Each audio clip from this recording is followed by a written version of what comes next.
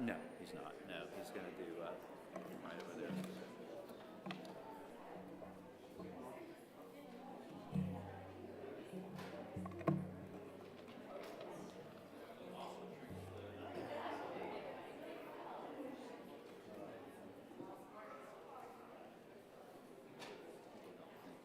Hey, good morning, folks. Good to be with you this morning.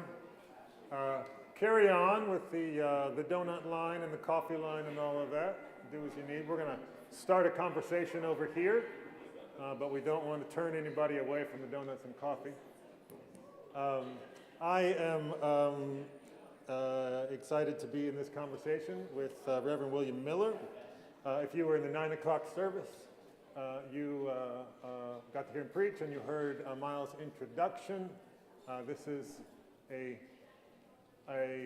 minister and friend who has known our vicar for many, many years. And I'm sure the story we heard at 9 o'clock is only one of many that he could tell us. So first of all, just thank you. Thank you for being here with us. Thanks for having me. Yeah, this is, as you said, a big celebratory week for St. Julian's, and it's great to have you here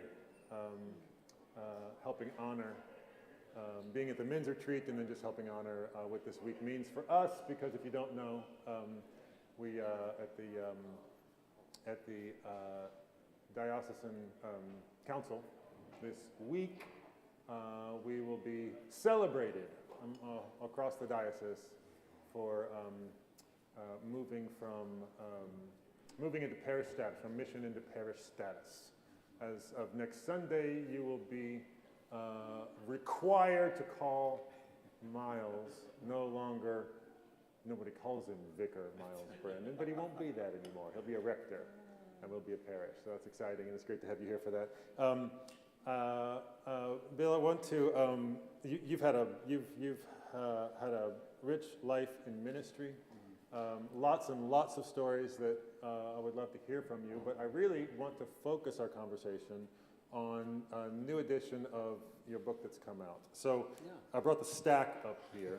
We're going to talk for about 20 minutes, and then Bill is going to move to the back, to the table, and you can come see his books. You can pick one up. He and Sam can both sign them. So this is the 20th anniversary edition. Congratulations on a new edition of a book. That's a big deal. Yeah. That means that this book still has something to say. 20th anniversary of The Gospel According to Sam, Animal Stories for the Soul. That's what we're going to be talking about. And then also you can get The Beer Drinker's Guide to God, The Whole and Holy Truth About Lager, Loving, and Living. And right there. If you could say that entire title, you get a free copy. And then the last Hallelujah. Tales from the Trail. Like, how, that kind of tone. The last Hallelujah. So I've gotten to read a bit of the Gospel of Sam this week, and you are such a good storyteller. It's just, it's fun to hear the way that you take just little pieces of your life and turn them into things that you've learned that you can share with the rest of us. So I really admire your ability to do that. I think maybe just to start, I want to talk about what motivated you to do this. You said I want to read just a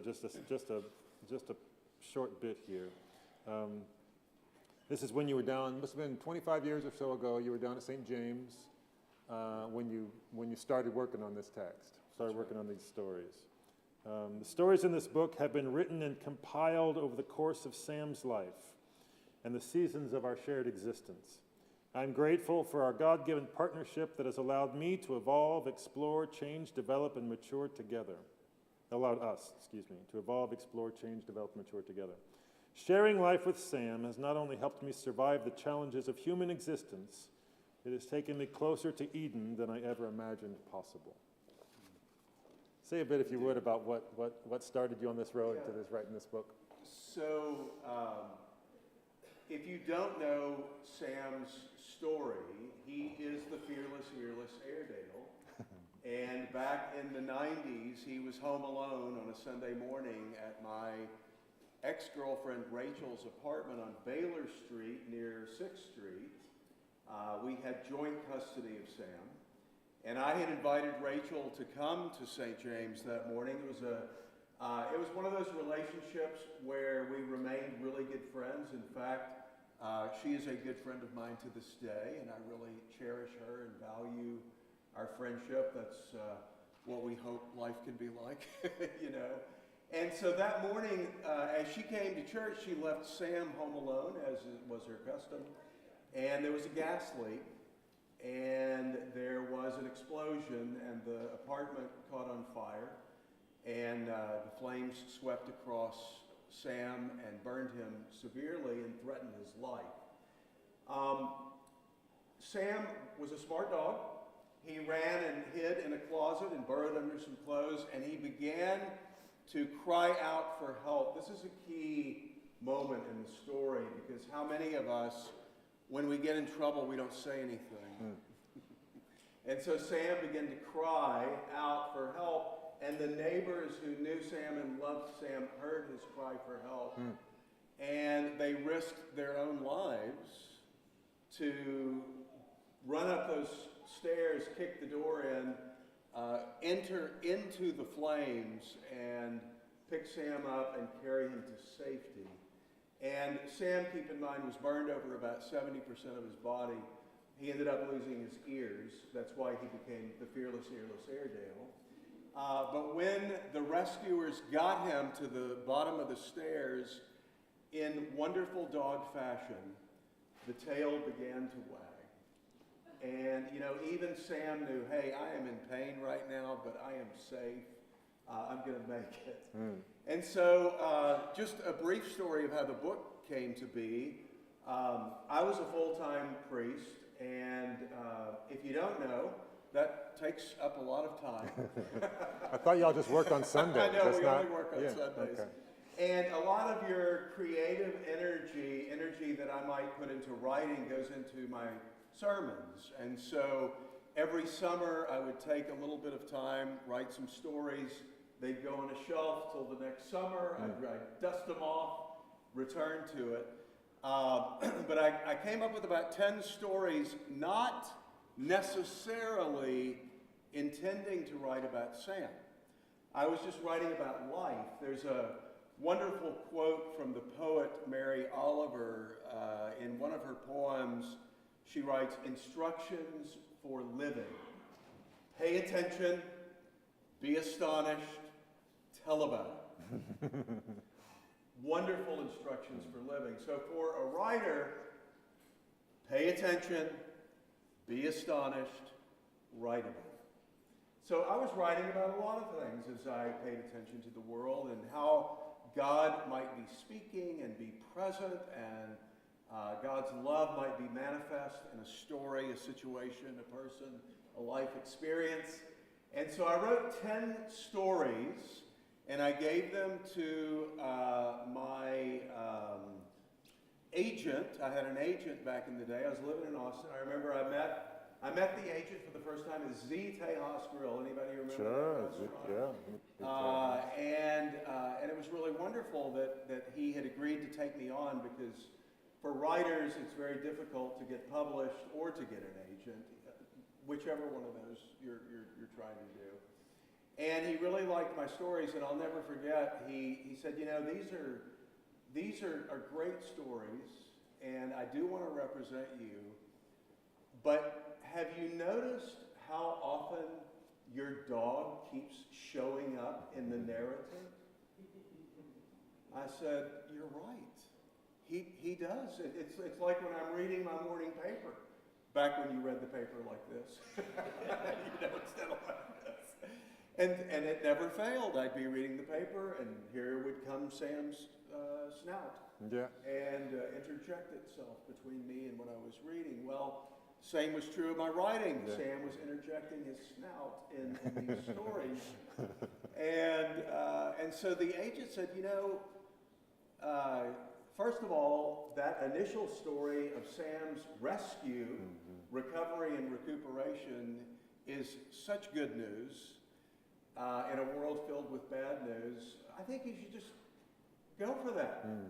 And so what happened was I began to pay even closer attention to Sam's life, other dogs that I would meet as I would travel, and I've been really privileged to travel to some wonderful places in the world. I would pay attention to the animals I would meet, whether they were dogs or whales or yaks in Tibet, whatever they were. And there would be a story that would emerge from my encounter with the animal world, and so hence Animal Stories for the Soul. Sam really paved the way for me, not just as a writer, but as a lover of animals and as an adopter of dogs. And I like to think of all the dogs I've had the privilege to love as being sent by Sam. And there have been 8 of them, and they all come to me with a story. And more stories are told and shared and written as we experience life together. But Sam was the original. He started the movement. Here's one of my favorites of the Sam stories. Down at the preschool at St. James. Yes. The final time Sam stopped by to see the preschoolers at St. James School was such a sanctified moment. As the children approached Sam, they seemed to sense that they were standing on holy ground. They wanted desperately to pet him and to feed him goldfish crackers.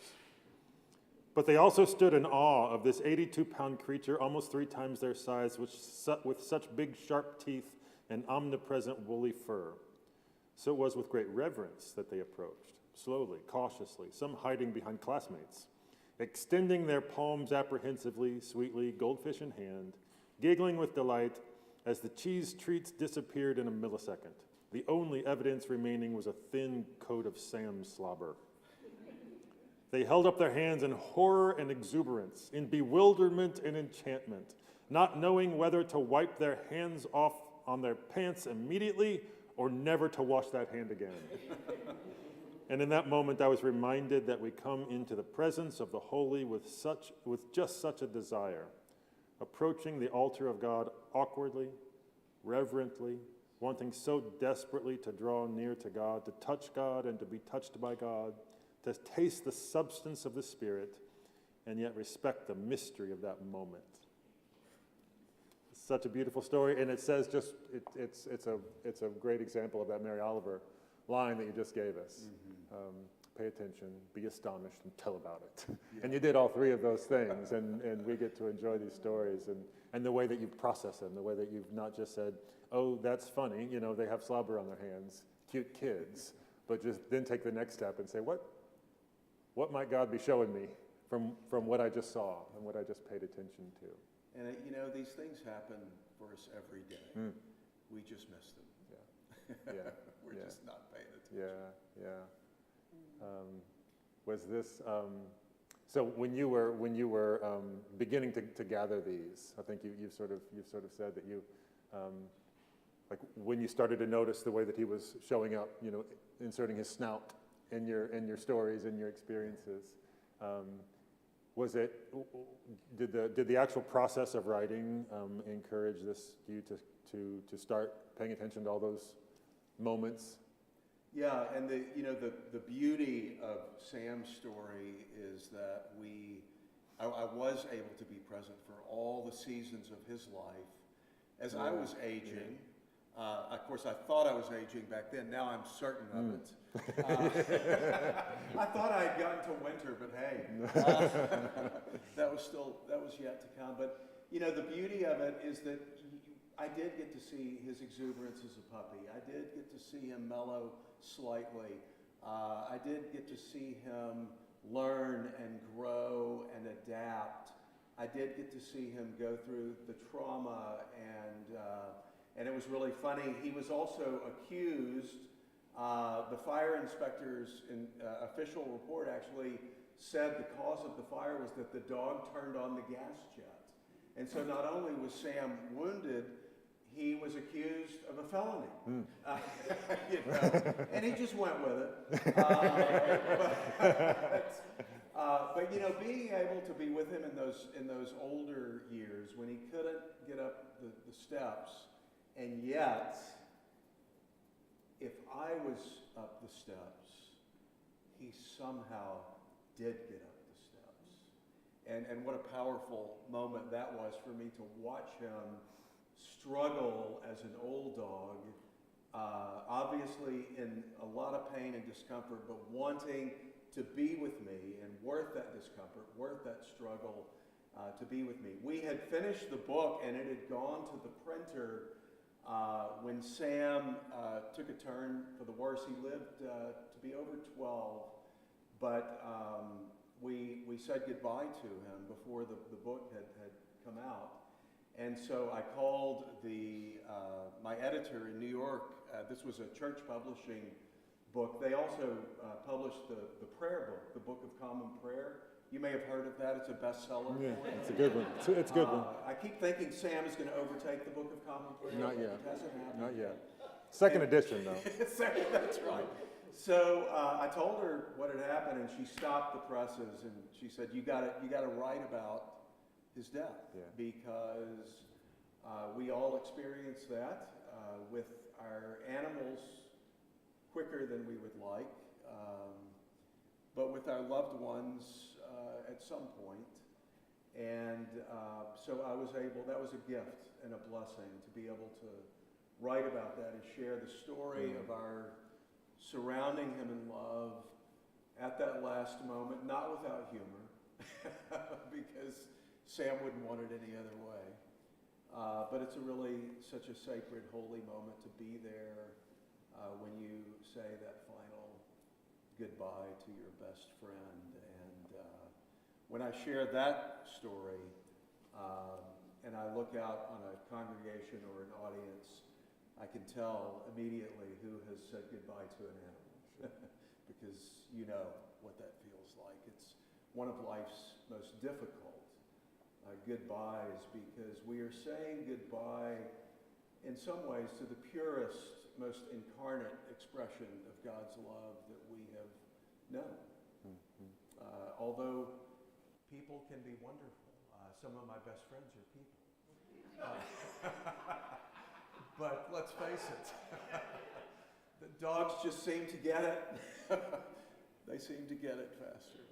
I wonder if you could say something about returning to these stories, returning to this text at a later stage in life. What's that like? What a gift to get to have a second chance. You know, to get a do-over. And in our tradition, that's foundational. You know, we call that grace. But to be able to go back and read the words of my, 30-something self, trying to prove myself. I'm not sure exactly what I was trying to prove. But to be able to go back as my older self, hopefully with a little bit more depth and maturity, and to be able to edit some things and phrase them differently. One of my favorite definitions of a saint is a sinner revised and edited. And so as I talked to church publishing about releasing the 20th anniversary edition, because a lot of people did know Sam and were moved by his story, and they were very gracious and allowed me to go back and edit the existing manuscript and to say some things differently in a way that my older, hopefully more mature self might say it, and edit out some things that didn't really need to be said. It's still primarily a book for adults. You know, it does deal with the common themes of our humanity. It's written also for people who might not ordinarily walk into a Christian bookstore and buy a Christian book. I like to sneak up on people with some spirituality when they least suspect it. But it allowed me to also to add 5 new stories of some dogs I've loved since Sam. That Sam sent you. Sam sent you. The dogs that Sam sent me, and even the last story in the book I had written and sent off to the publisher, and then I was thrown for a loop. I had a huge change in my personal life. And again, we had to stop the presses. And I had to go back to my editor and say, hey, we can't use that last story. It's not true anymore. And she said, okay, we'll get to work. You've got 24 hours to rewrite it. Wow. And I did. I worked kind of around the clock. But it too was beautiful because it allowed me to share a bit of that difficult transition. And right at the end of the book, I get to share the latest angel that Sam has sent my way, most unexpectedly, from the island of Kauai. And so the newest dog makes one appearance in the last paragraph of the book. One line in the book I'd love to ask you about. I didn't prep you for this. I'm just throwing this at you. No fan of formulae. I'm not much into catechizing, creedalizing, or categorizing. For me, systematic theology is a long-winded oxymoron. So just hypothetically, if you were talking to a systematic theologian, how much... Did I not edit that out? No, that stayed in. Both editions. That's in both editions. That was an oversight. Yeah. Editorial oversight. This is saying something about your ministry, though. Tell us about this. Yeah, I mean, I'm having fun with it, but tell us about that. First of all, I love and appreciate what you do. Can we make this about me for a minute? And I'm glad that you do it because it's important. And but what I do is I think I function more as a song lyricist would function. I'm a storyteller, and that's where I find my theology. Yeah. And I can't help it. That's just how that's how I'm wired, And perhaps I overstated the case there. I loved it. It's a great line. It's a great line. Thank you. Well, maybe a last question, and then we'll move on to. I know folks want to get a look at what you've done, get a look at your books back there. You play around a little bit with the question about whether animals have souls, whether they go to heaven. This sort of the conversation all through the history of Christianity. One of my favorite lines, well, it's not a line, but like an idea from C.S. Lewis. He said, with our pets, it's kind of a different question. Because with our pets, it's almost like we share a soul. You have that bond that you kind of couldn't imagine a heaven. We couldn't imagine a heaven without our pets because they're a part of us and we're a part of them. So I'm wondering if Sam were here. Maybe Sam is. Assuming Sam is here, what would he want us to know about you, and what would you want us to know about him? What would he want us to know about you? Us, okay. You all to know about me. Yeah, and what would you want us to know about Sam? Yeah. So, I think the most powerful thing that I could say to Sam, and I could see him internalize it and cherish it and become it, was something very simple. I would say, Sam, you are such a good boy. and that's just the truth, that he is good, created by God, in God's image. And this summer, when I was going through my tough time, and I wasn't sure that I was a good boy, Rachel called me, Sam's mother, and she said something very simple to me, and I think it had to have been directed by Sam. She said, Bill, just remember, you are a good man. And I got to tell you, that set me free. That's because really what I needed to hear in that moment. And I think that Sam felt that way about me. I saw it in his eyes. I see it in the eyes of all my beloved dogs, and occasionally a human. And so I think, that's, for me, that's the essence of who Sam was, and I think who Sam believes me to be. Wow, thank you for that.